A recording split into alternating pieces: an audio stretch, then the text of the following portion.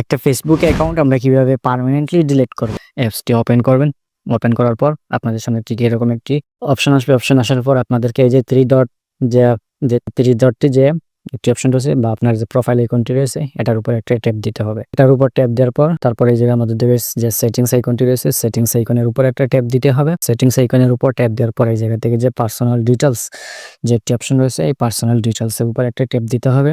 তারপর আবারও নিচের দিকে যে পার্সোনাল ডিটেইলস যে একটা অপশন রয়েছে এই পার্সোনাল ডিটেইলস এর উপর একটা আপনাদেরকে ট্যাপ দিতে হবে। এরকম একটা ইন্টারফেস চলে আসার পর এখন আপনাদেরকে নিচের দিকে যে একটা অপশন রয়েছে অ্যাকাউন্ট ওনারশিপ এন্ড কন্ট্রোল এটার উপর একটা ট্যাপ দিতে হবে। তারপর এই জায়গা থেকে 2 নম্বরে যে একটা অপশন রয়েছে ডিএক্টিভেট অর ডিলিশন এটার উপর একটা ট্যাপ দিতে হবে। এটার উপর ট্যাপ দেওয়ার পর এরকম একটা ইন্টারফেস আসবে। এরপর এই জায়গা থেকে আপনার যে প্রোফাইল যে লোগোটি রয়েছে এটার উপর একটা ট্যাপ দিতে হবে। তারপর এই জায়গার মধ্যে ডিলিট করি তাহলে এই অ্যাকাউন্টটি পার্মানেন্টলি ডিলিট হয়ে যাবে। আমরা যদি কন্টিনিউতে একটা ট্যাপ দিই, কন্টিনিউতে ট্যাপ দিলাম, তারপর এই জায়গা থেকে যদি আবারও কন্টিনিউতে ট্যাপ দেই এই জায়গার মধ্যে থেকে, তারপর এই জায়গার মধ্যে থেকে একটা ইস্যু সিলেক্ট করে দিতে হবে।